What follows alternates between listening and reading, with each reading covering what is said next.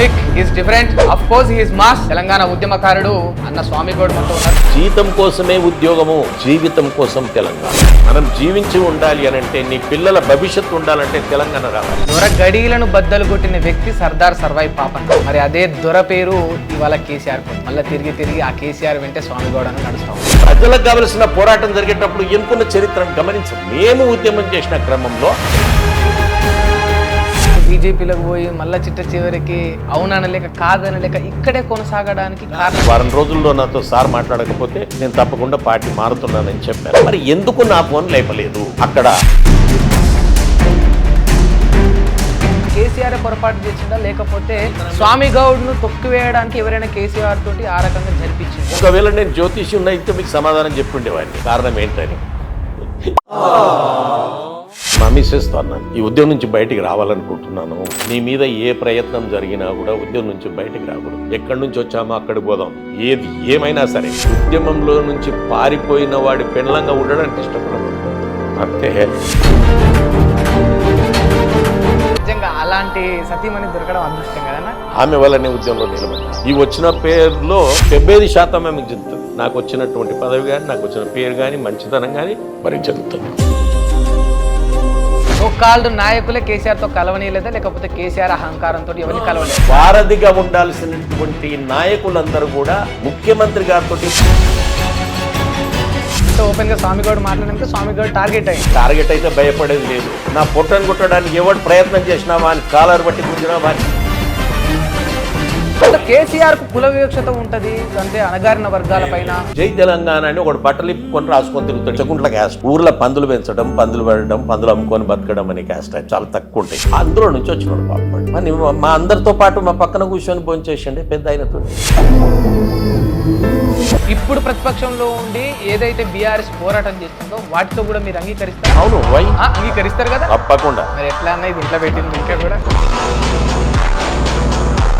ఓట్లేసేటోళ్ళందరూ వాళ్ళ ఇష్టానుసారంగా వేయట్లేదు. ఈయన ఇంత మంచి పనులు చేస్తే ఒకసారి నేను దించాలన్న ఉద్దేశంతో ఓటేశారు. అది కాంగ్రెస్ పరిపాలన చూసి, లేకపోతే రేవంత్ రెడ్డి గారి పరిపాలన. రేవంత్ రెడ్డి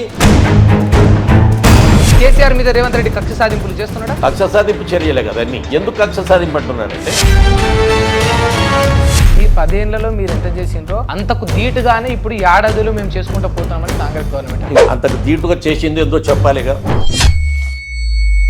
కేసీఆర్ కు అహం ఎక్కువ. రేవంత్ రెడ్డి నాకెంత, రేవంత్ రెడ్డికి ఎదురుగా నిలబడి నేను మాట్లాడేది, పిల్లల్ని పంపిస్తే సరిపోతుంది అన్న అహంతో కేసీఆర్ నడుచుకుంటా ఉంటాం. ఖచ్చితంగా కొంత సమయం ఇద్దాం. చెయ్యకపోతే ఎవరినైనా నిలదీయాల్సిందే. మీరు దగ్గరుండి చూసారు కదా కేసీఆర్, అంటే ఓడిపోయిన తర్వాత కేసీఆర్ పరిస్థితి ఎట్లా ఉండాలి? ఓడిపోయినాడేమో ఏడు చేస్తుంటాడు. సార్కు కించిత్తు బాధ కూడా ఉండదు. నమస్తే, welcome to hit TV. He's unique, he's different, of course he's mass. Telangana ఉద్యమకారుడు అన్న స్వామి గౌడ్ మనతో ఉన్నారు. నమస్తే. నమస్కారం. ఎట్లా ఉన్నారన్నా? ఫైన్. చాలా అరుదుగా ఉంటారు అన్న మీలాంటి నాయకులు. చూస్తూ ఉంటా, అసలు ఒక మాట అనాలంటే కూడా 1కి 10 సార్లు ఆలోచిస్తాడు. బట్ మనసులో ఏది ఉంటే అది నిర్భయంగా బయటికి అనేంత ధైర్యం స్వామి గౌడ్కి ఎక్కడదన్నా? బాల్యం నుంచే ఏ కష్టాలు అయితే మనిషి అనుభవిస్తాడో బాల్యంలో, ఆ కష్టాలు పెట్టేటటువంటి వారిని ఎదిరించే ధైర్యం చిన్ననాటి నుంచే వస్తుంది. కారణం పొట్టకూటి కోసం జరిగే పోరాటం. ఈ పొట్టకూటి కోసం జరిగే పోరాటంలో తల్లిదండ్రులకు అండగా నిలబడటం, సమాజాన్ని అన్యాయం చేసే వాళ్ళని ఎదిరించటం అప్పటి నుంచి అలవాటై అదే విధమైనటువంటి ఒరవడి కొనసాగింది. అంతేగాని పోరాటం చేయమని కానీ ఎవరికి నేర్పరు. మనమే నేర్చుకోవాలి. మనమే మన పొట్టకొట్టి కోసం జరిగే భూపోరాటం కానివ్వండి, పొట్ట కోసం జరిగిన పోరాటం కానివ్వండి, ఆ పోరాటంలో తనే సైనికుడై పోరాడాలి. ఎవరికి నేర్పరు. సర్దార్ సర్వాయి పాపన్న అడుగుజాడలో స్వామి గౌడ్ నడుస్తుంది అనుకోవచ్చా? 100%. ఆనాడు ఆయన సమాజం కోసం అందరి హక్కులు కాపాడబడాలి, బడుగు బలహీన వర్గాలందరికీ కూడా వాళ్ళ హక్కులు, వాళ్ళ చేతివృత్తులు చేస్తున్న పనివారి వారి కూలి వారి దక్కాలి అనే ప్రారంభమైనటువంటి పోరాటం. అది దొరల గడీలను ఎవరైతే అన్యాయానికి ఎగబడుతున్నారో, ఎవరైతే భూములు కాగితాలు పెట్టుకొని అప్పులు ఇచ్చి రక్తాన్ని పీడించక తాగుతున్నారో అలాంటి వారిని ఎదుర్కోవడానికి సర్దార్ సర్వాయి పాపన్న చేసిన పోరాటమే ఈనాడు స్ఫూర్తిగా ప్రతి ఈ స్వామి గౌడ్కు ఆ పోరాటం స్ఫూర్తి 100%. 100% స్ఫూర్తి. ఆయన అడుగుజాడలో నడుస్తారు, తప్పకుండా ఆయనను మార్గదర్శకంగా తీసుకుంటారు. మరి దొర గడియలను బద్దలు కొట్టిన వ్యక్తి సర్దార్ సర్వాయి పాపన్న. మరి అదే దొర పేరు ఇవాళ కేసీఆర్కి వచ్చింది. మళ్ళీ తిరిగి ఆ కేసీఆర్ వెంటే స్వామి గౌడ్ అని నడుస్తూ ఉన్నాడు. యాక్చువల్గా విషయం ఏంటి అని అంటే, తెలంగాణ ఉద్యమంలో అనేక పోరాటాలు చేసినటువంటి మేము ఈ సమాజంలో ఎవరు కూడా కలిసి రాలేదు తెలంగాణ పోరాటానికి. 1969లో పోరాటం చేశాను, బుల్లెట్ దెబ్బ తగిలించుకున్నాను, నా చదువు పాడైంది, అయినప్పటికీ కూడా పోరాటంలో ఉన్నాం. అనేక మంది పోరాటాన్ని మోసం చేశారు.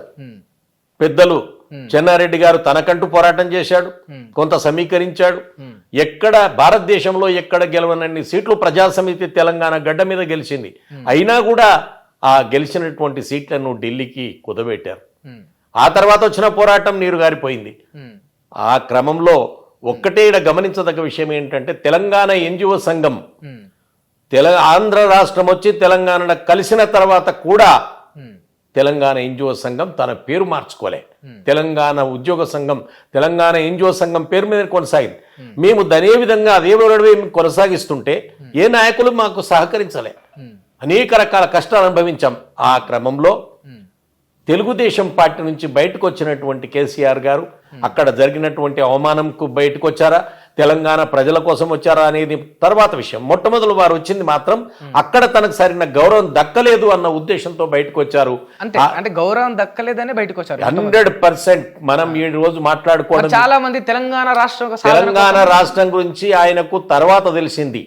ఎందుకు తెలిసింది అని అంటే, తెలంగాణ గడ్డ మీద ఎక్కడైతే భూములు ఉన్నాయో వీళ్ళ కరెంటు ఛార్జీలు తగ్గించాలి అని చెప్పి చంద్రబాబు నాయుడు ముందు ప్రతిపాదన పెడితే దాన్ని రిజెక్ట్ చేసినటువంటి చంద్రబాబు నాయుడు ఎక్కడైతే కరెంటు ఛార్జీల మీద ఉద్యమం జరిగిందో దాని మీద కాల్పులు జరిపించాడు.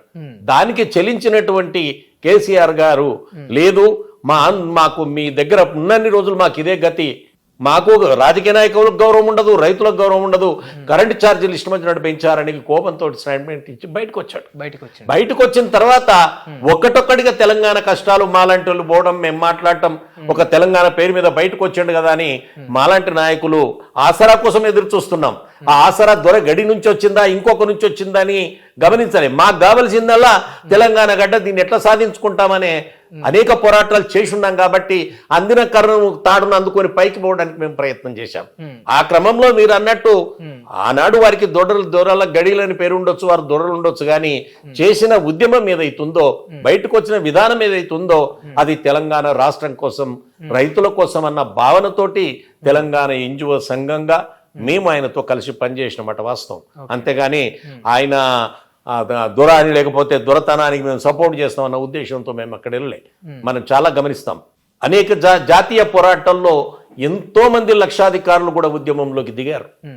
పెద్దలు, గౌరవనీయులు, పోరాట యోధులు, ఆయన ప్రపంచం మర్చిపోలేదు. ఈనాడు ఉన్నటువంటి సుభాష్ చంద్రబోస్ గారిని తీసుకోండి. ఆయన సుభాష్ చంద్రబోస్ గారి బీద కుటుంబంలో, మళ్ళా గంజిదాయన కుటుంబంలో పుట్టలే, ఉన్నతమైన కుటుంబంలో పుట్టాడు. అయినా కష్టాల కొనర్చి సావుకు సిద్ధమై చెప్పి స్వాతంత్ర యుద్ధానికి దిగాడు. అట్లా కొన్ని సందర్భాల్లో ప్రజలకు కావలసిన పోరాటం జరిగేటప్పుడు ఎన్నుకున్న చరిత్రను గమనించం. మీరు అన్నట్టు అది గమనంలో, ప్రయాణంలో బయటపడుతుండొచ్చు, కానీ పోరాటం జరిగే క్రమంలో మాత్రం పోరాటం దగ్గర ఇవన్నీ ఉండవు. జనరల్ గా మీరు ఏ ఉద్యమం తీసుకోండి, ఇంతెందుకు కమ్యూనిస్ట్ ఉద్యమాన్ని తీసుకోండి. ఎంతో మంది లక్షలాది సంపాదించినటువంటి వ్యవస్థలో లక్షాధికారైనటువంటి వారు కూడా భూ పోరాటానికి, సాయుధ రైతాంగ పోరాటానికి దిగినటువంటి సందర్భాలు ఉన్నాయి మన దగ్గర. అయితే మీరు అన్నట్టు ఒకటి వాస్తవం, కొంతమంది నమ్మిన సిద్ధాంతానికే ప్రాణాదులు పెడతారు, కొంతమంది తన తాత ముత్తాతల నుంచి వచ్చిన వారసత్వాన్ని కొనసాగించడానికి కొంత ప్రయత్నం స్మెల్ అక్కడక్కడ కనబడుతూ ఉంటుంది. అట్లాంటి పొరపాటు జరిగే అవకాశం లేదని నేను కొట్టిపారేయటం లేదు. కానీ మేము ఉద్యమం చేసిన క్రమంలో మేము ఆ పరిస్థితులు తకాయించిపోయి ఉన్నాం. ఏ ఆసరా దొరుకుతుంది అని సముద్రంలో కొట్టుకోబెట్టడానికి గడ్డిపోసనే ఓ మహావృక్షంగా కనబడుతుంది. ఆ పరిస్థితుల్లో మేము ఆయనతో కలిసి ఉద్యమం చేశాం. ఓకే, నిజానికి వాస్తవానికి అటువంటి పరిస్థితులు మీకు ఆనాడు ఉండే కనుక కేసీఆర్తో ఉద్యమం చేశారు. ఇంకా కూడా తప్పుకొని బీజేపీలోకి పోయి మళ్ళా చిట్ట చివరికి ఇక అవుననలేక కాదనలేక ఇక్కడే కొనసాగడానికి కారణం ఏంటి అని అంటే, ప్రధానమైనటువంటి కారణం వారు, నేను అనేక సందర్భాల్లో ఫోన్ చేసినప్పుడు ఆయన నా ఫోన్ లిఫ్ట్ చేయకపోవడంతో బాధ కొద్దీ ఓపెన్గా చెప్పేసి నేను వెళ్ళిపోయాను. మీరు చెప్పిండ్రు గతంలో కూడా. డైరెక్ట్ గా నేను కేసీఆర్ గారు చెప్పాను, కేవలం ఫోన్ లేపనందుకే ఓన్లీ నేను పరిపాలన విధానం కానీ ఇంకొకటి కానీ బయట నచ్చగా కాదు, నేను డైరెక్ట్ గా వారితో చెప్పింది, సంతోష్ గారితో చెప్పింది. కారణం ఏంటంటే ఒక రాజకీయ నాయకుడు అభివృద్ధి చెందిన తర్వాత అనేక రకాల పనుల ఒత్తిడి కానివ్వండి, ఇంకో ఒత్తిడి కానివ్వండి, ఆ ఒత్తిడిలను తట్టుకోవడం కోసం అనేక రకాల పిఎలు ఏర్పడుతూ ఉంటారు చుట్టుపక్కల. ఆ క్రమంలో అక్కడ సంతోష్ గారు వాళ్ళ బంధువు ఉండటం, ఆయనకు మేము అనేక సార్లు చెప్పినాక కూడా పెద్దలు కేసీఆర్ గారు నా ఫోను అటెండ్ కావకపోవడం, నేను చెప్పేశాను నేను చేసిన పొరపాటు ఏందో దయచేసి చెప్పమానండి, చెప్పకుండా ఈ విధంగా నా ఫోన్ ఎత్తకపోవడం మర్యాదకరం కాదు, పద్ధతి కాదు. నేను కలిసి ఉద్యమం చేసినోడిని, మీరు నాకు వారం రోజుల్లో నాతో సార్ మాట్లాడకపోతే నేను తప్పకుండా పార్టీ మారుతున్నానని చెప్పాను. చెప్పి వారం తర్వాత అనుకోకుండా నాకు ఢిల్లీకి వెళ్ళి పిలుపు రావటం, నేను ఢిల్లీకి పోవటం, బీజేపీలో కలవటం జరిగిపోయాయి. అంటే కేవలం ఫోన్ అంతే అంతే, ఇంకా వేరే కారణం అంటే ఏమి లేదు. మీకు ఆశ్చర్యం అనిపిస్తుంది, నేను చైర్మన్ గా ఉన్న రోజులు సీఎం కేసీఆర్ ఒక్కనాడు కూడా జోక్యం చేసుకోలేదు నా విధుల్లో. చైర్మన్ గా ఏ బిల్లు పాస్ చేయాలి, ఏ బిల్లు పెట్టాలి, ఎప్పుడు ఎవరు బైకాట్ చేస్తున్నారు, అలాంటి అంత స్వేచ్ఛగా మాకు ఇచ్చి పని చేయించినటువంటి, మరి నేను మీకు అసలు మనకి మాట్లాడుకోవడానికి రోజు మాటలు రావు. నా సభలో ఉన్నటువంటి వారు చుక్క రామయ్య గారు, షబ్బీర్ అలీ గారు, డి శ్రీనివాస్ గారు, ప్రొఫెసర్ నాగేశ్వరరావు గారు, ఒకరిని మించిన ఒక మేధావులు సుధాకర్ రెడ్డి గారు, ఇంతమంది మేధావులు ఉన్నటువంటి ఆ సభ ఒక చప్రాశ నుంచి ఉద్యమంలో నుంచి వచ్చినటువంటి స్వామి గౌడ్ చైర్మన్ గా సభను నడిపించడం ఏ విధంగా సాధ్యమవుతుంది? సాధ్యమయ్యింది. కారణం ఏంటంటే కేసీఆర్ కారకుడు.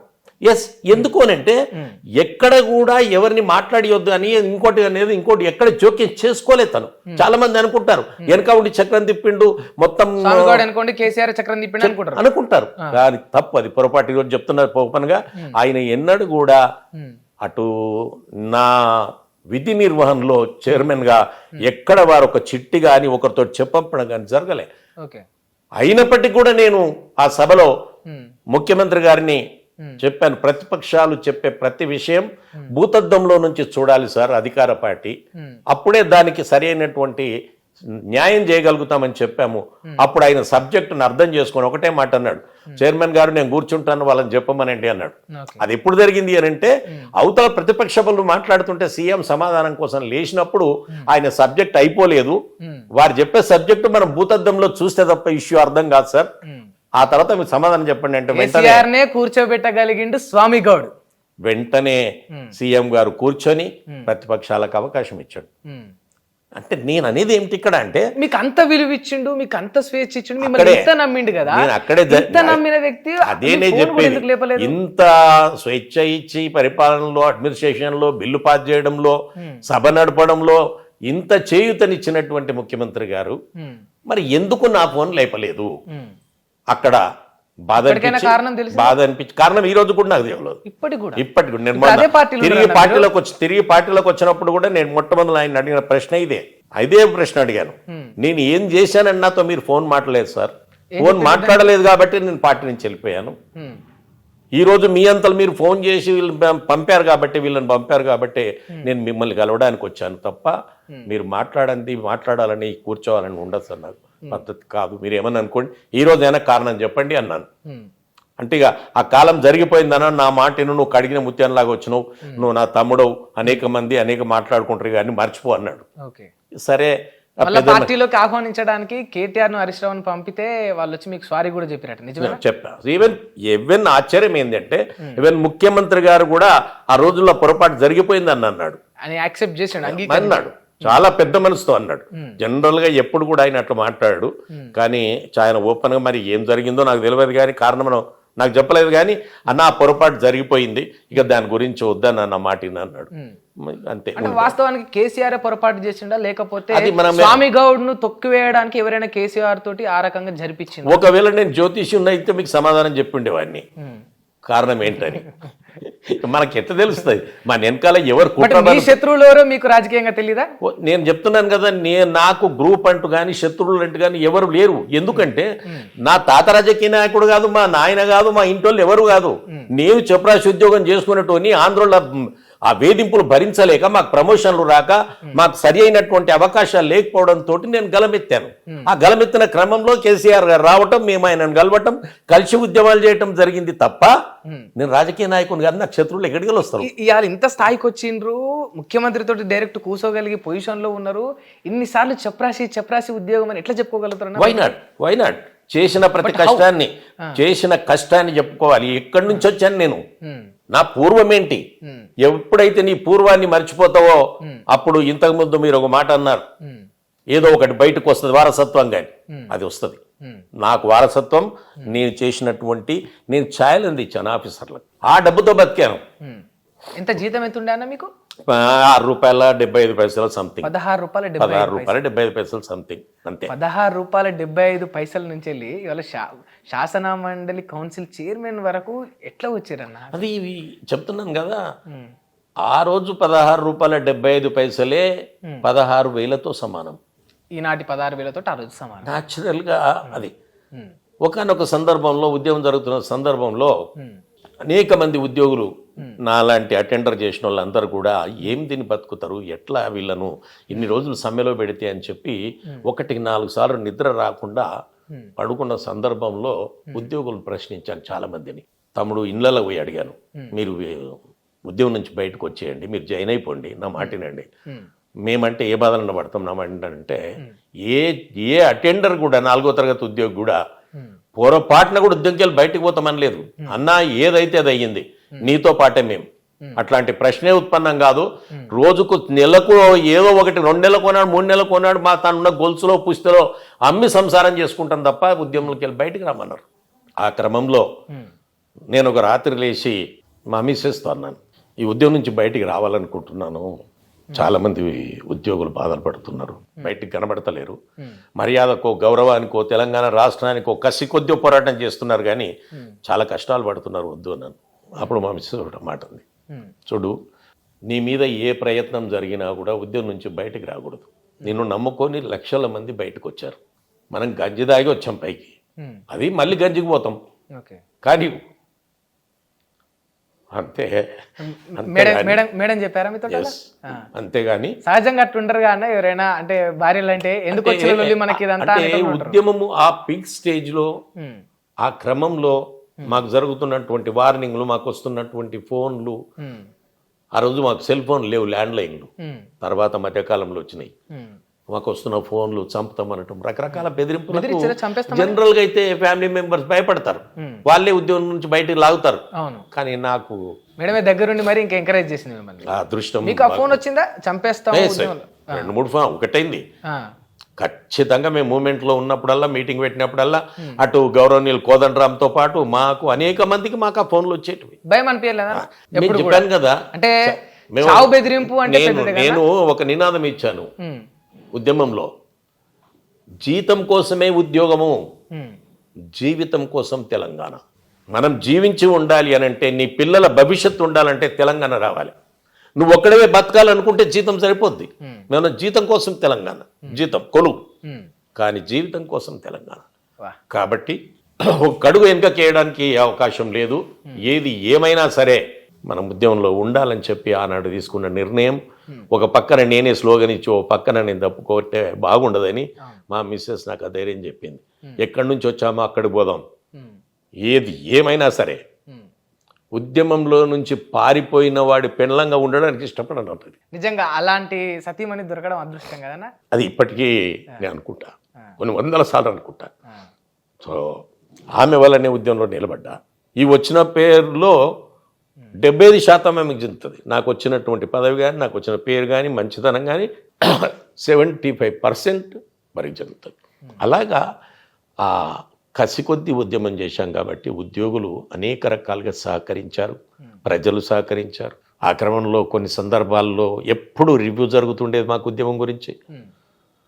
మేము ఒకసారి రివ్యూ చేస్తూ క్రమంలో అనుకున్నాం, అన్ని బస్సులు తిరుగుతూనే ఉన్నాయి, ప్రజలు వస్తూనే ఉన్నారు, పోతే ఉన్నారు, మనల్ని కొట్టినా ఎవరిని పట్టలేదు, ఎట్లా ఇట్లయితే ఉద్యమం తెలంగాణ ఎట్లా వస్తుంది, అందరినీ భాగస్వామ్యం చేయాలి దీంట్లో అని చెప్పి ఆలోచించి ఆర్టీసీని బంద్ చేయడానికి 1 నెల రోజులు తిప్పలు పడ్డాం. మొత్తం ఆర్టీసీని అది నేషనల్ యూనియన్లో ఉండేది. అప్పుడు అందులో అశ్వత్థామరెడ్డి దాంట్లో జనరల్ సెక్రటరీ. అశ్వత్థామరెడ్డిని మాట్లాడి అశ్వత్థామరెడ్డితో బతిన్లాడి కడుపులో తలపెట్టి అతన్ని ఆ నేషనల్ ఆర్టీసీ యూనియన్ను విడగొట్టి అందులోకెళ్ళి తెలంగాణ ఆర్టీసీ యూనియన్ సపరేట్ చేసి దానికి అశ్వత్థామరెడ్డిని ప్రెసిడెంట్ చేసి ఆ తర్వాత ఆర్టీసీ బంద్ పెట్టాం. ఆర్టీసీ బంద్ పెట్టిన తర్వాత అంటే ఆల్మోస్ట్ ఆల్ ఉద్యమం మధ్యలోకి వచ్చిన తర్వాత ఆర్టీసీ వచ్చింది మాకు. అప్పుడు ఇక జనాలకు కూడా అంటే ఊర్లో పోయే మహిళలతో పాటుగా ఆర్టీసీ బస్ బంద్, తెలంగాణ ఉద్యమం ఉన్నది, ఆర్టీసీ బంద్ అనే ఒక కామెంట్ డైలాగ్ స్లోగన్ బయటకు రావడంతో బాగా ప్రజల్లోకి పోయింది. ఆ విధంగా అనేక రకాల యూనియన్లను ఉద్యమంలోకి తీసుకొచ్చి అంటే అంత పోరాటం చేసిన మీరు ఉద్యమంలో ఇంతటి గొప్ప పాత్ర పోషించిండ్రు, మీకు మేడం కూడా అంత సహకరించింది, కొన్ని లక్షల మంది కార్మికులను మీరు వెంటబెట్టుకుని ఉద్యమం చేశారు కదా. ఇవాళ ఒక మినిస్టర్గా లేకపోయినా ఇప్పటికీ ఒక ఎమ్మెల్యే హోదాలో లేకపోయినా అని ఎప్పుడన్నా బాధ అనిపించిందా అన్న? బాధ అనిపించదు, కానీ ఒకటి ఏమనిపిస్తుంది అంటే ఉద్యమ క్రమంలో ప్రజలకు అనేక రకాల హామీలు ఇచ్చాం కదా. మీ పిల్లలు ఎవరు బయట ఇక మీదట రోడ్ల మీద తిరగడానికి అవకాశం ఉండదు, తెలంగాణ వస్తే పోలీసు వాళ్ళు 24 గంటలు పోలీస్ స్టేషన్లో ఉండరు, లాఠీ పట్టుకొని ఊర్లోకి వచ్చి ఖాళీ ఉన్న పిల్లగాని తీసుకుపోయి స్కూల్లో షరీక్ చేస్తాడు, నీ కొడుకు నా కొడుకు అందరు ఒక్కతేనే చదువుకుంటారు, అందరికి ఒకే డ్రెస్సు, ఒకే అన్నం, ఒకే హోదా అని చెప్తే ఇన్ని రకాల మేము హామీలు ఇచ్చాం కదా.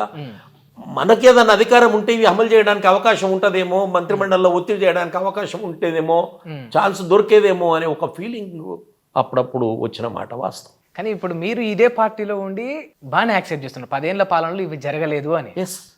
జరగలేదు, అదే బాధాకరం. నేను అనేది ఏమిటంటే మేము ఇట్లా ఎవరు మాట్లాడరు కానీ ఇట్లా ఎవరు నిజాలు చెప్పారు కదా. మా పార్టీ మస్తు చేసింది 10 ఏళ్ళ కేసీఆర్ కంటే మంచి చేసిన ఒకటి. ఇప్పటి వరకు ప్రపంచంలో ఏ పొలిటీషియన్ చేయనటువంటి ఆ మేధస్సుతో ఆలోచనతోటి ప్రజలకు పథకాలు పెట్టాడు. కళ్యాణ లక్ష్మి ఇప్పటిదాకా ప్రపంచంలో ఎవడు పెట్టలే. చాలా మంది అనుకుంటారు మేము పొడి చేసినామని, ఎవరు పెట్టలే. పెళ్లి చేసుకునేటోళ్ళకు డబ్బులు ఇవ్వడం అనేది ఎక్కడ కూడా లేదు, ఎక్కడ లేదు. అలాంటి ఒక తల్లిదండ్రులకు గుండెల మీద భారాన్ని దించడానికి ప్రయత్నం చేశాడు. సక్సెస్ అయ్యాడా, ఏమయ్యారు ప్రజలు ఎందుకు పక్కన పెడతాం.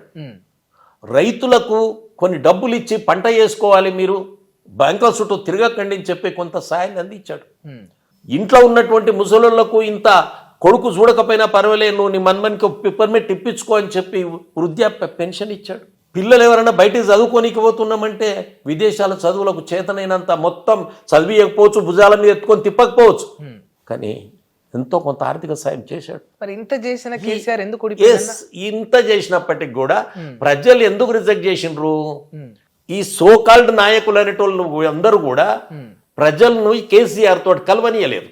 వారధిగా ఉండాల్సిన, మనస్ఫూర్తిగా చెప్పండి అన్న, సోకాల్డ్ నాయకులే కేసీఆర్ తో కలవనీయలేదా లేకపోతే కేసీఆర్ అహంకారంతో? తప్పు. అది చాలా మంది దూరంకి వెళ్ళి చూసిన వాళ్ళకి కదా కనబడుతుంది ఆ పిక్చర్. ఇప్పుడు నువ్వు ఒక నాయకుడివి, ఈ గ్రామం నుంచి లేదా ఈ నియోజకవర్గం నుంచి ఎవరైనా మిమ్మల్ని కలవనికి రావాలంటే త్రూ స్వామి ద్వారా రావాలి, లేకపోతే మిమ్మల్ని ఎవరు గుర్తుపడతారు? స్వామిగౌడ్ అనే ఒక నాయకుడు పలానా మంత్రి దగ్గర కూర్చుంటాడు, ముఖ్యమంత్రి దగ్గర ఉంటాడు కాబట్టి ఆయన తీసుకొని పోతే రండి తమ్మి అంటాడు, కూర్చోబెడతాడు, ఛాయ్ ఇస్తాడు, మాట్లాడతాడు. స్వామిగౌడ్ గారు తీసుకుపోవాలి. స్వామిగౌడ్ తప్పించుకోవడానికి, తన స్వార్థమైన పనులు చేసుకోవడానికి, ప్రజలను కలవనీయడానికి ఇట్లాంటి అడ్డంకులు సృష్టించాడు అనుకో, అబద్ధాలు చెప్పాడు అనుకో, ప్రజలకు ఏం తెలుస్తుంది? అరే అంటే ఇప్పుడు కేసీఆర్ దగ్గర మొత్తం ఇదే జరిగింది. నేను మనస్ఫూర్తిగా చెప్తా ఉన్నా, ఎవరు ఏ నాయకుడు ఏమనుకున్నా సరే వారధిగా ఉండాల్సినటువంటి నాయకులందరూ కూడా ముఖ్యమంత్రి గారితో ప్రజానీకాన్ని కలవనీయలేదు, సమస్యలు చెప్పుకోనివ్వలేదు. మీరు ఎక్కడైనా, నేను చెప్పడం కాదు, ఎవరినైనా అడగండి, కేసీఆర్ బ్రెయిన్ లో ఒక సబ్జెక్టు పెట్టగలిగితే 24 గంటల్లో పరిష్కారం అయ్యేది. అది అది చూపించగలిగే గొప్పతనం కావాలి, అంతే, చెప్పేటోడు కావాలి.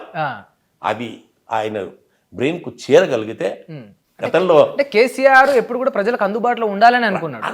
ఆయన ప్రజలకు అందుబాటులో అంటే తనకున్నటువంటి మనస్తత్వం ఏంది, ఇంతకుముందు మీరు మాట చెప్పారు, 7 గదులు దాటితే తప్ప 7 దర్వాలు దాటితే తప్ప కేసీఆర్ గెలవడు.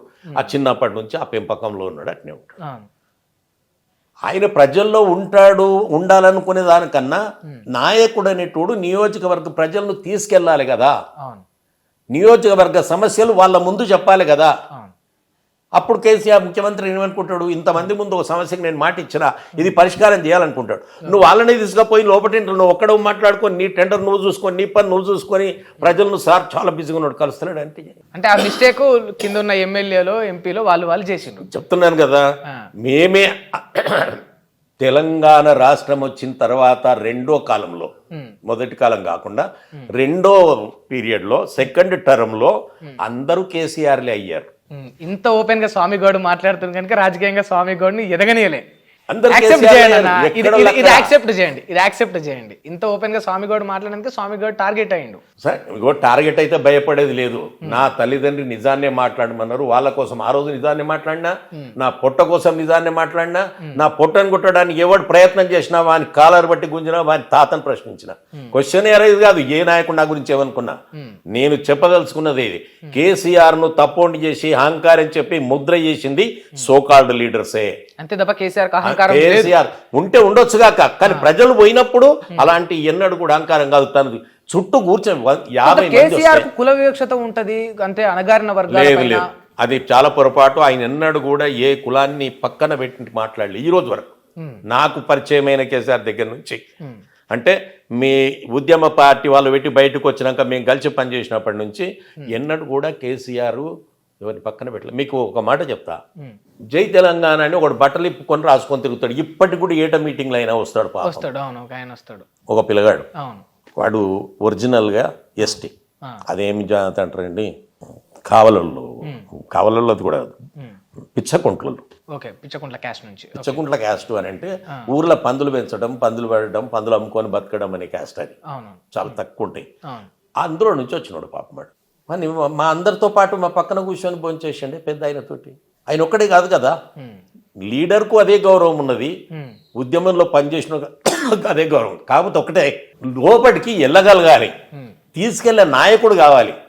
అగో ఆ సమస్యనే కేసీఆర్ గారికి చెడ్డ పేరు తెచ్చింది తప్ప, కేసీఆర్ గారికి ఉన్నటువంటి అహంకారము అది అట్లాంటివి అని ఉంటే కోట్లు సంపాదించుకున్న దగ్గర ఉండొచ్చు. అంటే మరి ఇంత బాగానే చెప్తున్నారు అంటే మీరు కేసీఆర్ గురించి ఇంత గొప్పగా చెప్తున్నారు, కేసీఆర్ చుట్టూన్న నాయకులు ఇట్లా చేసిరన్నారు, మరి ఆ నాయకులను దాటి కేసీఆర్ గారు ఎందుకు జనాలలోకి రాకలేక? మీకు ఆశ్చర్యం, ఈ వ్యవస్థలో ప్రత్యేకించి ఒక ఆర్గనైజేషన్కు కొంతమందికి కొంత విలువ ఉంటుంది. వాడిని కాదని పోతే ఆ ఊర్లో ఇంకెవరిని, నీకు డెమోక్రసీ ఇంత బలంగా కాలేదు. ఎంత బలంగా అయింది కేసీ అంటే, ఎవడో స్వామిగౌడు లాంటి వాడో ఎల్లయ్యనో మల్లయ్యనో ఆ ఊళ్ళో నిలబడి చెప్తే వీడు తెలివిమంతుడు పెద్ద లీడరు, వీడు చెప్పిందే వేదంరా, వీడు చెప్పినోనికే ఓటేయాలని మూసా పద్ధతిలోనే ఇంకా మన కోటింగ్ జరుగుతోంది ఇప్పటికీ. స్టిల్ నౌ ఎక్కడ ప్రజాస్వామ్యం ఉంది? ఎవరో 4 చుక్కలు చదువుకున్నాడు వారంతలో వాడు ఓటేస్తున్నాడు, కానీ మళ్ళా అదే పంపకాలు అదే కథలు, వాడు ఉంటేనే వాడు చెప్పిందే వేదమే. ఇప్పుడు ఓట్లేసేటోళ్ళందరూ వాళ్ళు ఇష్టానుసారంగా ఎవరు వేస్తున్నారు చెప్పండి? ఎవరి ఇష్టానుసారంగా ఓటేశారు? ఇష్టానుసారంగా ఓటేస్తే మీకు ఒక మాట చెప్తా, ఇప్పుడు కాంగ్రెస్ కు పడ్డా ఇష్టానుసారంగా కాదా? ఇంతకు ముందు మీరు ప్రచారం చేశారే, మీరంటే మీరు కాదు, ఇంతకుముందు ఎవరైతే నాయకులు ఆ కుటుంబానికి గర్వం ఉంది, అహంకారం ఉందని ప్రచారం చేశారే, ఆ అహంకారం ఉందని అన్నటువంటి ప్రచారాన్ని ప్రజలు నమ్మి ఈయన ఇంత మంచి పనులు చేస్తే ఒకసారి నేను దించాలన్న ఉద్దేశంతో ఓటేశారు. అది కాంగ్రెస్ పరిపాలన చూసి, లేకపోతే రేవంత్ రెడ్డి గారి పరిపాలన. రేవంత్ రెడ్డి ఒక విద్యార్థికుడు, 100% మంచి నాయకుడు, కానీ అంటే కేసీఆర్ మంచోడు అంటున్నారు, ఇటు రేవంత్ రెడ్డిని మంచోడు అంటున్నారు. అందులో ఎవరిని ఎందుకు మూర్ఖుడు అనాలి? అందులో మూర్ఖత్వం ఏముంది? రేవంత్ రెడ్డి గారు డెమోక్రసీ నిలబడ్డాడు, ఆయన ముఖ్యమంత్రి అయితే కొంత తోడే ప్రచారం చేసిండు, ఆయన ప్రచారం ఆయన చేసిండు. ఎప్పుడు లేదండి, ముఖ్యమంత్రి అయ్యే అవకాశమే లేదు. మేము వీళ్ళకన్నా రేపు మర్యాదకరమైన కొన్ని సీట్లు వస్తాయి చాలు అనుకున్నారు, కానీ ప్రజలు ఏ అహంకారం అయితే ఏ కోపం అయితే ప్రదర్శించారో అది మీకు ఓటుగా మారింది. సరే అన్న, మీరు అన్నట్టే కేసీఆర్ కి అహంకారం ఉందని ప్రజలు భావించిండు. సరే ఆయనకి లేదు, నేనలే కేసీఆర్ కి అహంకారం ఉంది, అహంకారం లేదు, ప్రజలే భావించిండ్రు అని అంటున్నారు. ప్రజలు భావించడానికి సోకాల్ నాయకులు కారణం అని చెప్పాను నేను ముందు. యావత్ తెలంగాణ రాష్ట్రం మొత్తం ఎట్లా పాసిబుల్ అయింది? తెలంగాణలో అంతా మా ఊళ్ళే కదా ప్రతినిధులు, మొత్తం తెలంగాణలో మేమే కదా, కాంగ్రెస్ వాళ్ళు నామినేషన్ చేసేదాకా మేమే కదా లీడర్లు. ఏ నియోజకవర్గానికి పోయినా ఎవరిని కలవకుండా చేసింది నాయకులే కదా. ప్రజలు ఏమనుకున్నారు, మేము ఓటేసింది కేసీఆర్ను మేము డైరెక్ట్గా చూడాలి మాట్లాడాలని అనుకొని మీ వెనక రావాలనుకున్నారు. మీరు ఎప్పుడు ఆయన కలవడు, ఎప్పుడు దూరం పెడతాడు అని మీరు చెప్పబడతారు. దానికి తోడు 24 గంటలు పోలీసు వాళ్ళు ముఖ్యమంత్రి ముఖ్యమైనడు కాబట్టి భద్రతా వలయం ఉండే. ఈ కారణాలను చూసిన ప్రజలు ఖచ్చితంగా మన నాయకులు చెప్పింది నిజమేరా అన్న ఉద్దేశంతో ఓటేశారు.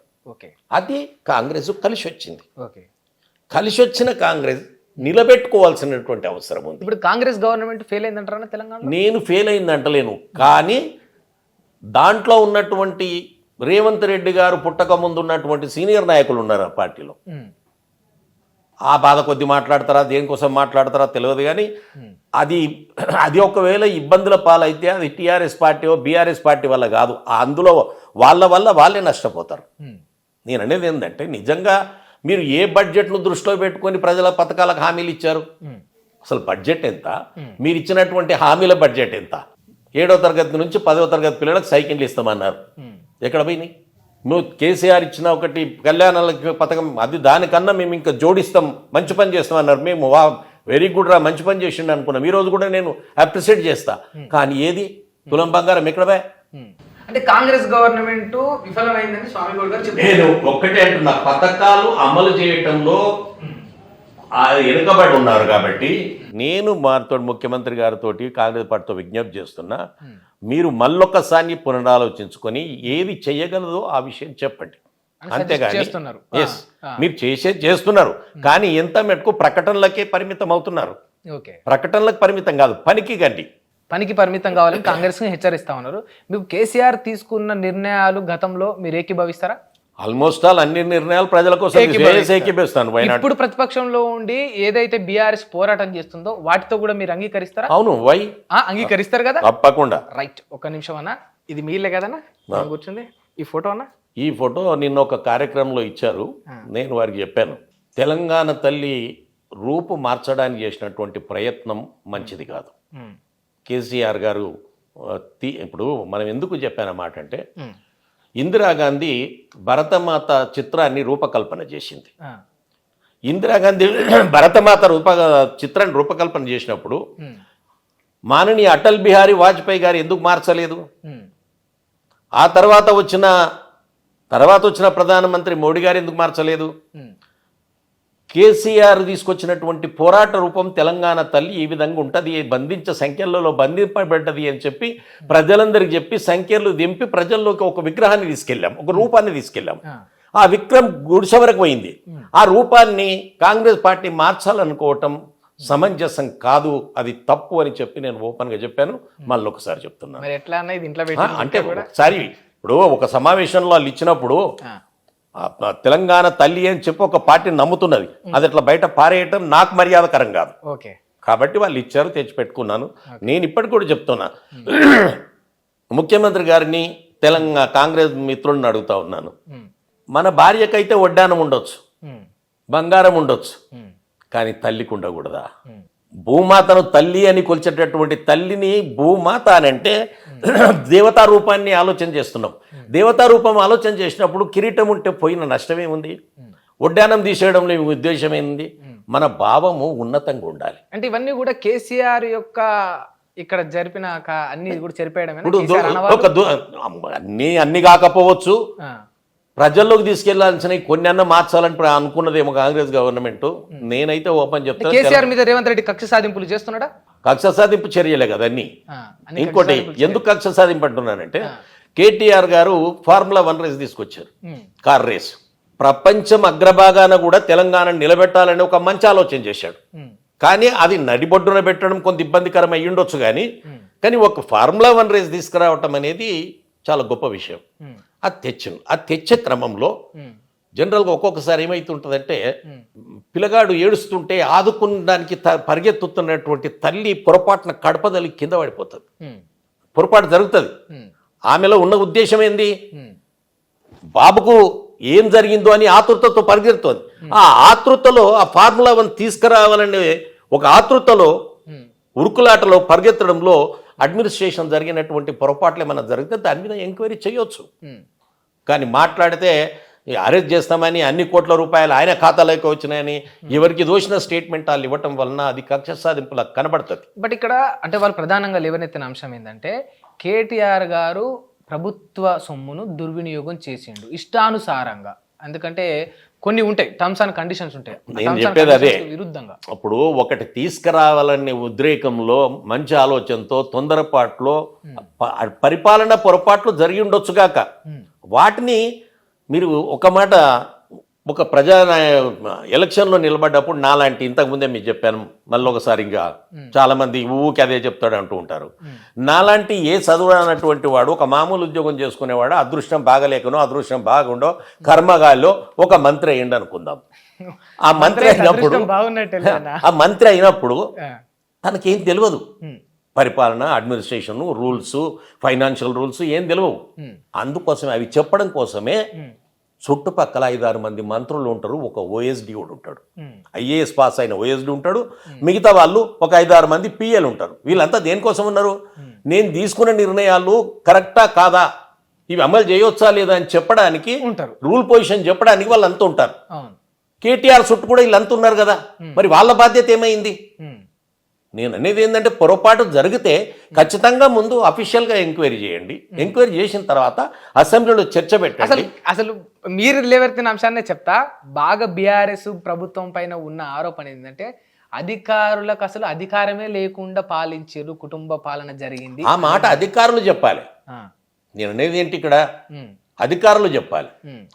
మీకు అడ్మినిస్ట్రేషన్, మీకు పరిపాలన, మీకు అవకాశం ఇచ్చిరా లేదా నువ్వు చెప్పాలి. చెప్తే నువ్వు చదువుకున్నది దేనికో ప్రజలు అడుగుతారు. నీకు కేంద్ర ప్రభుత్వం ఐఏఎస్ అధికారి చేసి నీకు పోస్టింగ్ ఎందుకు ఇచ్చింది? ఇన్ని లక్షల రూపాయల జీతం ఇచ్చి ఒక కారు ఇచ్చి నీకు ఇన్ని హంగులు, ఇంత బంగ్లా ఎందుకు ఏర్పాటు చేసింది? మంత్రి చెప్పినట్టు తలకాయ ఊపి వెనక తిరిగి పరిగెత్తడానికి కాదు, రూల్ పొజిషన్ చెప్పడానికి, ఫైనాన్షియల్ కోడ్ చెప్పడానికి, ఏ దానికి ఎంత డబ్బు ఖర్చు పెట్టవచ్చు, ఎన్ని లక్షలు ఖర్చు పెట్టవచ్చు చెప్పడానికి మీరు ఉన్నారు. కానీ అట్లా తిరగబడితే ట్రాన్స్ఫర్లు చేసేస్తారు, చేస్తారు. తయారు ఉండాలి కదా, నువ్వు ఆఫీసరు కదా. నేను నా ఉద్దేశం ఏంది, నిన్ను మార్చారు, నిన్ను మార్చినప్పుడు పోవడానికి కష్టం ఏంటి? నువ్వు మంచిగా చేసినావు కదా. లేకపోతే మీరు ఈరోజు కేసు ఎందుకు ఎదుర్కొంటున్నారు ఆఫీసర్లంతా?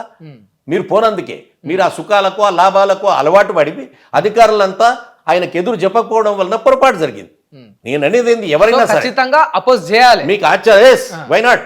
నేను అనేది ఏంటి, గతంలో ఒక జూనియర్ అసిస్టెంట్, మా సంఘానికి సంబంధించిన వ్యక్తి జూనియర్ అసిస్టెంట్, ఖచ్చితంగా ఒక మంత్రి చెప్తే, సార్ ఇది చెయ్యను, కావాలంటే రాసిస్తాను, కానీ ఈ పని చేయడానికి అవకాశం లేదు అని చెప్పి రాసి చిట్టాడ పెట్టేసి వెళ్ళిపోయాడు. వెళ్ళిపోతే సెక్రటేరియట్ నుంచి ఆఫీసర్ పోయి ఇంటికి పోయి తీసుకొచ్చాడు. నువ్వు నీకు నచ్చిన పని చేతూ రమ్మని తీసుకొచ్చాడు. అంత స్ట్రిక్ట్ గా. అంటే నేను అనేది ఏంటంటే, మన ప్రభుత్వ ఉద్యోగం, నువ్వు ప్రజల జీతాల నుంచి జీతం తీసుకుంటున్నావు కాబట్టి ఆయన నేను ఒత్తిడి చేస్తే ఇమ్మీడియట్గా రాసి ఫైల్లో పెట్టు. అంతేగాని ఆయన ఇప్పటికి కూడా ఇంకో మాట అంటున్నా, కేటీఆర్ గారు చెయ్యమని ఎక్కడ రాసి సంతకం పెట్టిన కాగితం మీ ఫైల్లో ఎందుకు లేదు? లేదు. పోనీ నువ్వన్నా ఇది పద్ధతి కాదని రాసినటువంటి ఫైల్, నోట్ ఫైల్లో ఉండాలి కదా, అది లేదు.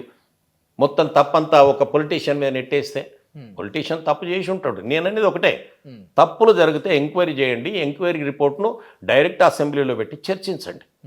అంతేగాని ఒకరి మీద ఒకరు బురద జల్లుకోవటం వల్ల, నేననేది ఏంది, మనం ఎలక్ట్ అయ్యింది బురద జల్లుకోవడానికి కాదు, ప్రజల గురించి ఆలోచించాలి. ప్రజల పరిస్థితులు ఏంటి, ఈరోజు నేరాలు ఎందుకు పెరిగిపోతున్నాయి, హైదరాబాద్ నగర్ ట్రాఫిక్ పరిస్థితి ఏంటి, ఇవన్నీ కూడా ఆలోచించి నిర్ణయం తీసుకోవడానికి ఉన్నామా? ప్రజాస్వామ్యంలో మైకులు ఇసిరేసుకోవడం, రాళ్ళు ఇసుకేసుకోవడం, ఫైళ్లతో కొట్టుకోవడం కోసం అసెంబ్లీ పెట్టుకున్నామా?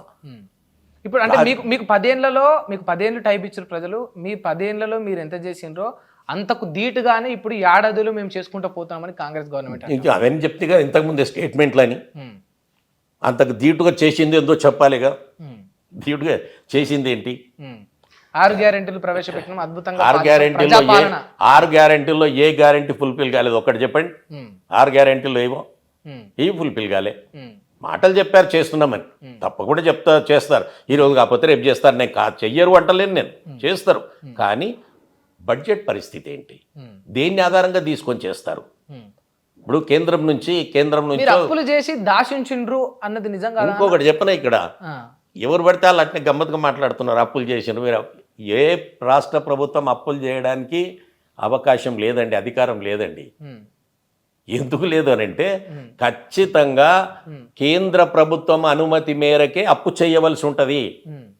కేసీఆర్ గారి ప్రభుత్వం ఉన్నప్పుడు కేంద్ర ప్రభుత్వం కూడా అనుకూలంగా ఏం లేదు. ఇటు కాంగ్రెస్ ప్రభుత్వం వస్తే ఇటు కేంద్ర ప్రభుత్వం అనుకూలంగా లేదు.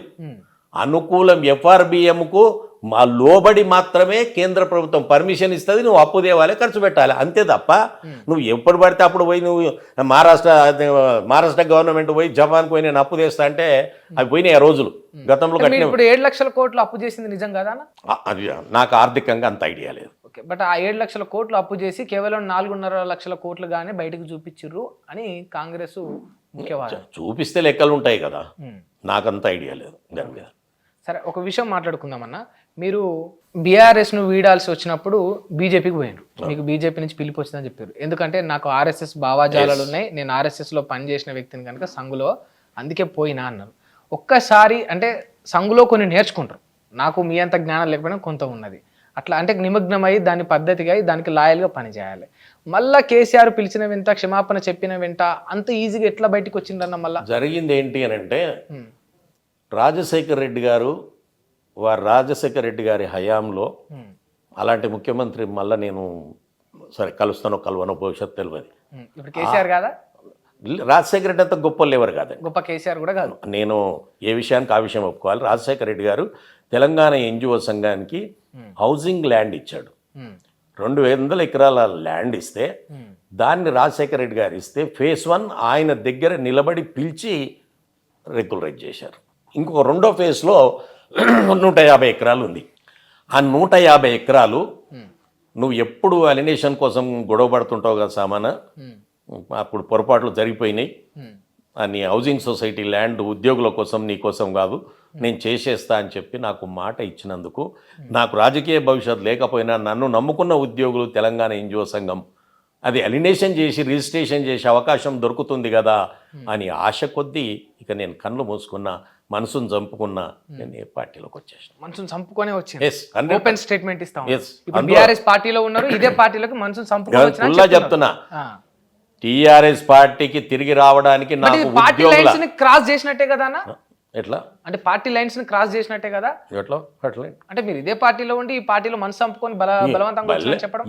నేను అలినేషన్కు ముందు జరిగినటువంటి అలినేషన్ చేస్తానన్నప్పుడు జరిగినటువంటి దానికి ఆ రోజు నేను బీజేపీలో నుంచి రావడానికి మనసు చంపుకోకపోతే సంతోషంగా ఎగురుతూనే నేను రాలే.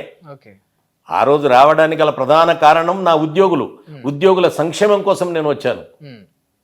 కేసీఆర్ గారు అన్నారు, డైరెక్ట్గా ఆయన్ని అన్నాడు, ఉద్యోగుల కోసం నువ్వు అసలు ఇంకేమన్నా అడగన్నా అన్నాడు. ఏమొద్దు సార్, మీరు నాకు ఇచ్చిన మాట నిలబెట్టుకోండి, నాకు అలినేషన్ చేస్తున్నారు, దయచేసి అది చేసి పెట్టండి, నేను ఉద్యోగులకు ఆ రిజిస్ట్రేషన్ చేసేస్తే నాకు భారం దిగిపోతుంది నెత్తి మీదకి వెళ్ళి, నన్ను నమ్ముకున్న ఉద్యోగులు సార్ అన్నాను అని చెప్తే దానికి ఆశపడి వచ్చాను. కానీ కాలే, ప్రభుత్వం రాలేదు, ఆ పని కాలేదు. ఇప్పుడు కాంగ్రెస్ మళ్ళీ ఆల్రెడీ రేవంత్ రెడ్డి గారిని కూడా 3 సార్లు కలిశాను, తప్పకుండా చేస్తా అన్నాడు, కానీ ఇప్పటిదాకా చేయలేదు. ఆయన చేసే అవకాశాలు ఉన్నాయా చెప్పలేము, ఇంకా 4 సార్లు ఉంది కదా. అంటే మీకు రేవంత్ రెడ్డి గారు కూడా కొంత పరిచయం ఉంది, నో ప్రాబ్లం, అదేం లేదు. సానుకూలంగా ఏమన్నా?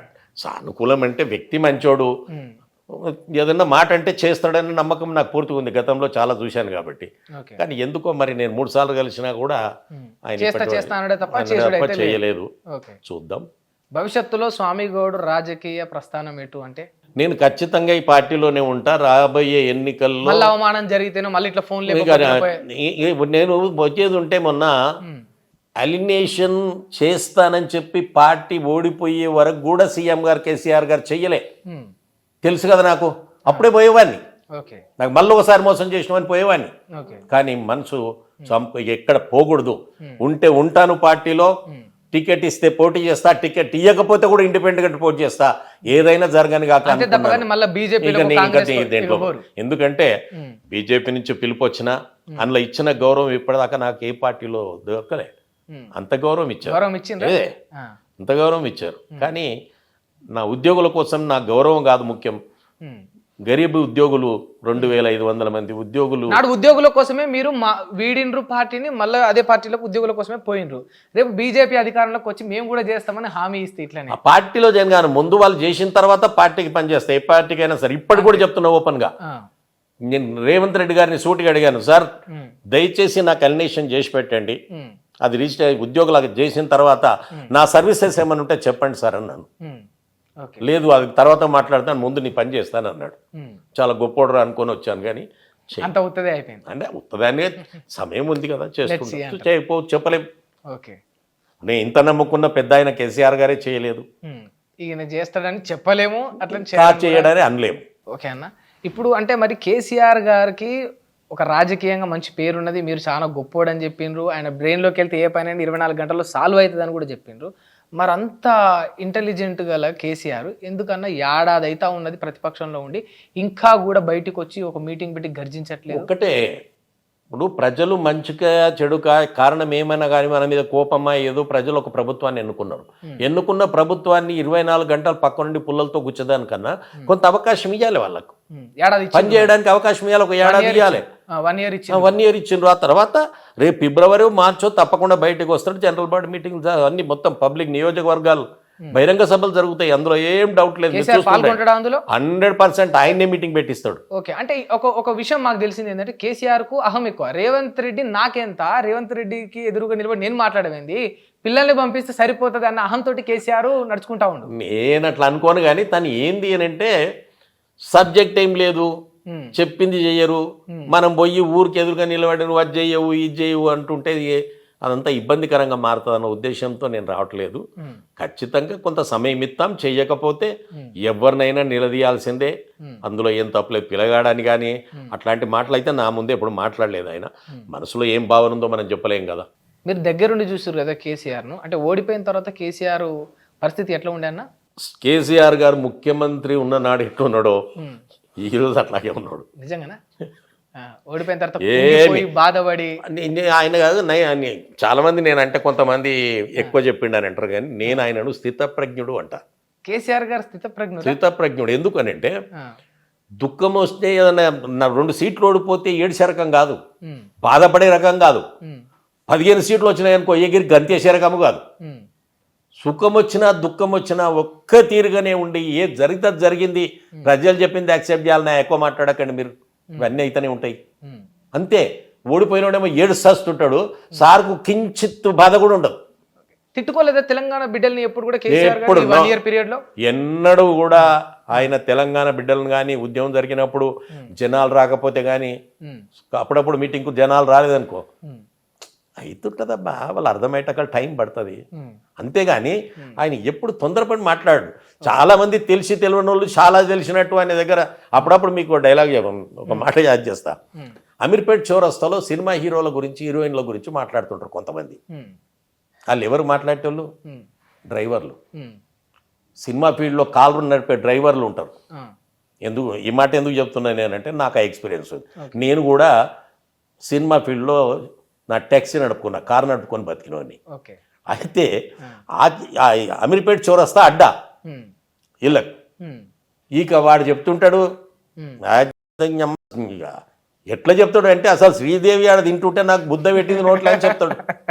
ఆ చిరంజీవి ఏందా ఆయన ఇంకమ్మ వాడు 10 రూపాయలు ఇంత అడుకుంటుంటే నేను చూసినట్టు ఇట్లా నోటుకు వచ్చినట్టు వాగుతుంటారు. వాళ్ళ ఇష్టం వచ్చిన పుకార్లు చేస్తారు. అదొక హ్యాబియో మరి మట్టో మశానం తెలియదు, మరి ఎవరో కాదు.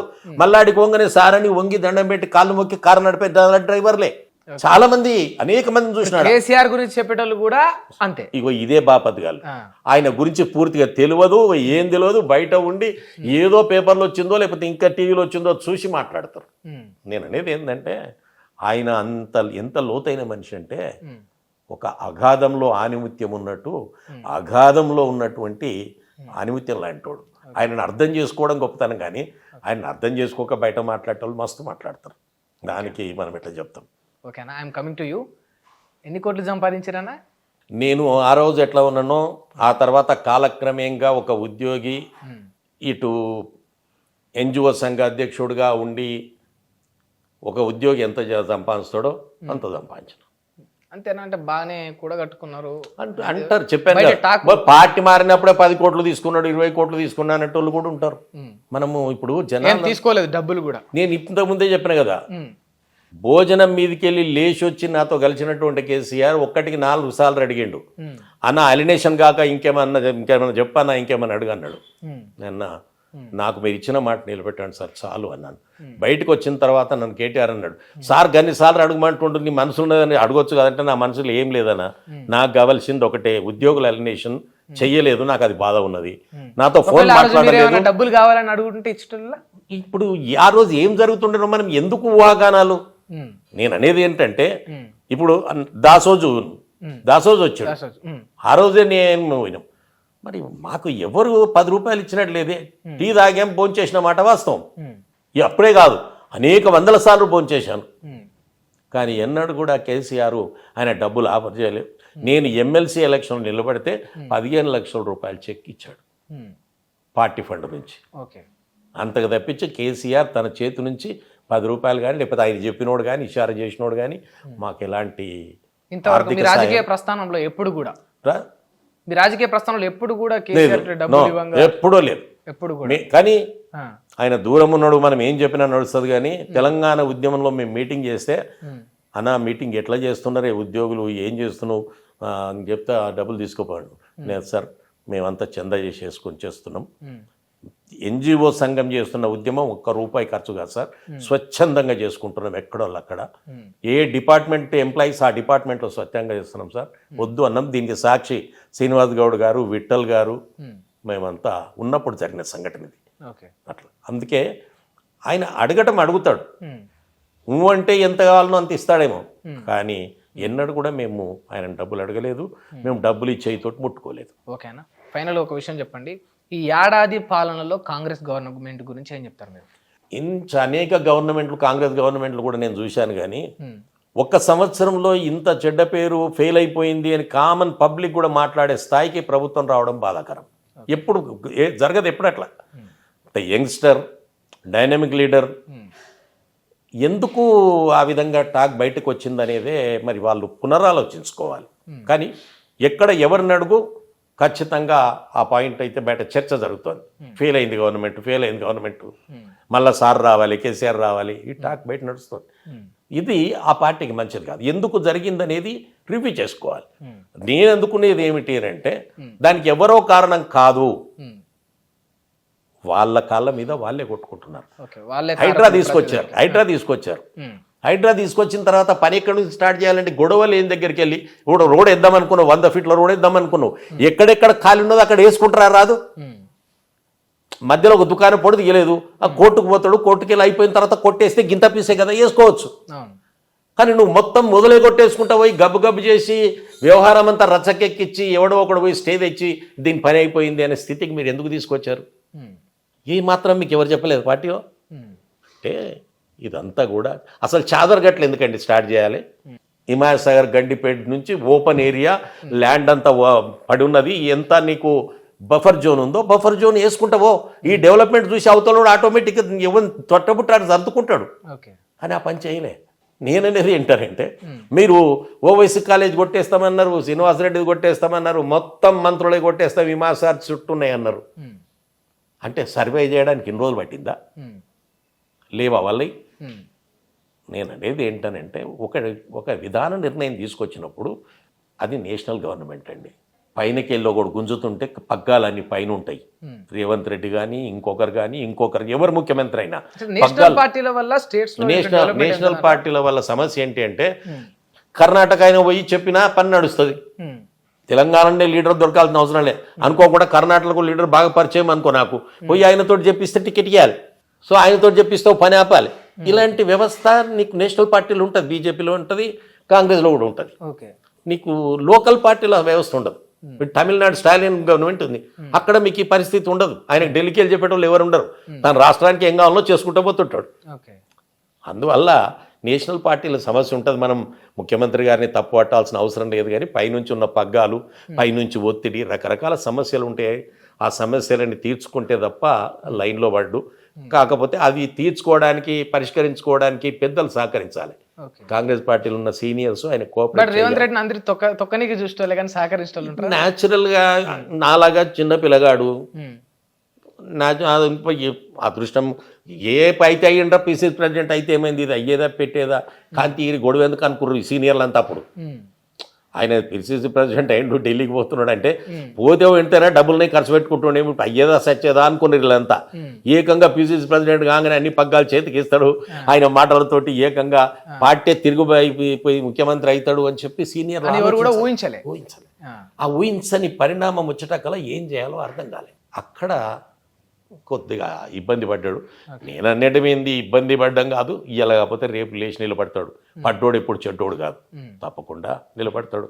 కానీ స్వామిగౌడ్ కూడా చాలా సార్లు పడ్డాడు, మరి లేచి నిలబడే రోజులు అనేక సార్లు తనులు తిన్నాను, ప్రాణం పోయే స్థితికి వచ్చింది, అనేక జరుగుతాయి రాజకీయాల్లో. భవిష్యత్తులో మరి ఇంకా నిలబడే స్టేజ్ లో చూస్తామా? నేను ఖచ్చితంగా ఇంత ముందే చెప్పాను కదా, పార్టీ టికెట్ ఇచ్చినా ఖచ్చితంగా ఇస్తానని పార్టీ అన్నది మాట ఇచ్చింది. సరే, దాన్ని ఏం చేయలేం. ఒకవేళ పార్టీ ఇవ్వకపోతే ఖచ్చితంగా నేను ఇండిపెండెంట్ క్యాండిడేట్ అని నిలబడడానికి నా వంతు ప్రయత్నం చేస్తాను. మొత్తం మీద ఎమ్మెల్యేగా మీరైతే నిలబడడానికి ప్రజలు ఎంత మాటకు నమ్ముతారు మనల్ని, ఎన్ని నోట్లు పడతాయి దైవాధీనం. ఎమ్మెల్యేగా నిలబడాలంటే మినిమం కొన్ని కోట్లు అయితే కావాలి. మరి అన్ని కోట్ల మంతా లేకనే కదా ఇన్ని రోజులు వెనుకబడి. అప్పట్లో అందుకే నేను ప్రజాస్వామ్యాన్ని కాపాడమని జనాలందరిని ఎందుకు కోరుతున్నా. ప్రజాస్వామ్యం బద్ధంగా ఎన్నికలు జరిగితే నాలాంటి చపరాసి ఉద్యోగం చేసుకుంటేవాడు కూడా ఎమ్మెల్యే అవుతాడు రేపు. కానీ ఎవరికి లేదు అవకాశం. బంగారం లాంటి గొంతు ఉంది. మా భూమన లాంటి వాళ్ళు, మా కాసిం లాంటి వాళ్ళు అనేక మంది నాయకులు ఉన్నారండి. వాళ్ళు వాళ్ళు ఇప్పితే 20-50 సంవత్సరాల చరిత్రతో పాటు ముందున్న భవిష్యత్ 50 సంవత్సరాల చరిత్ర చెప్పగలరు. అంత మేధావులు ఎందుకు రావట్లేదండి? ఎందుకు అలాగే 4 కోట్లు పట్టలేదండి?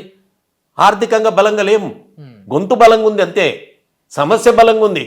కానీ ఆ సమస్యను మమ్మల్ని నమ్మి ఎవరు రావాలి? జనాలు.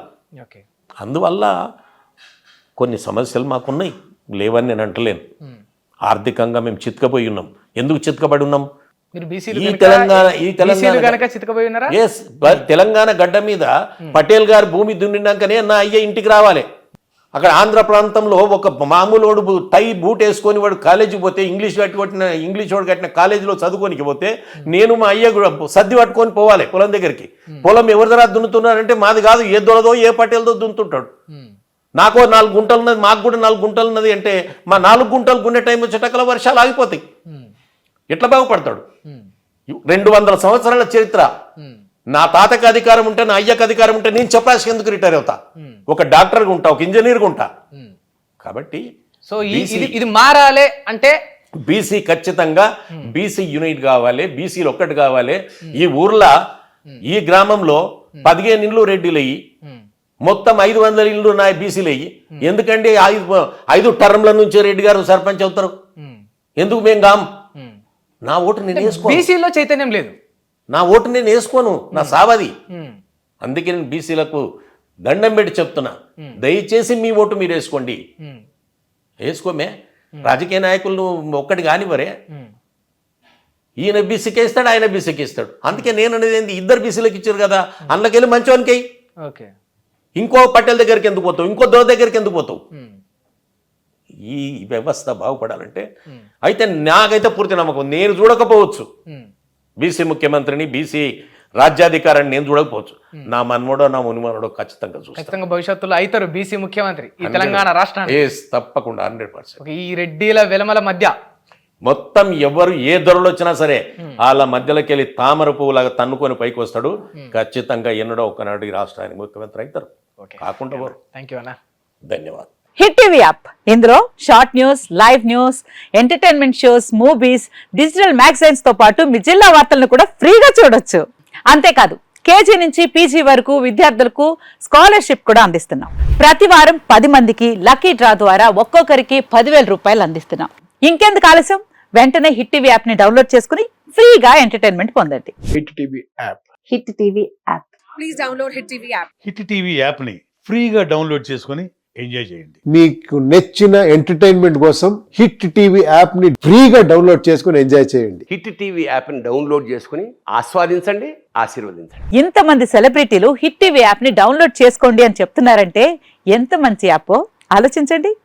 అమెరికా అమెరికా అమెరికా అమెరికాలో చదవాలనుకునే వాళ్ళకి విశ్వసనీయమైన పేరు మన శౌర్య కన్సల్టెన్సీ.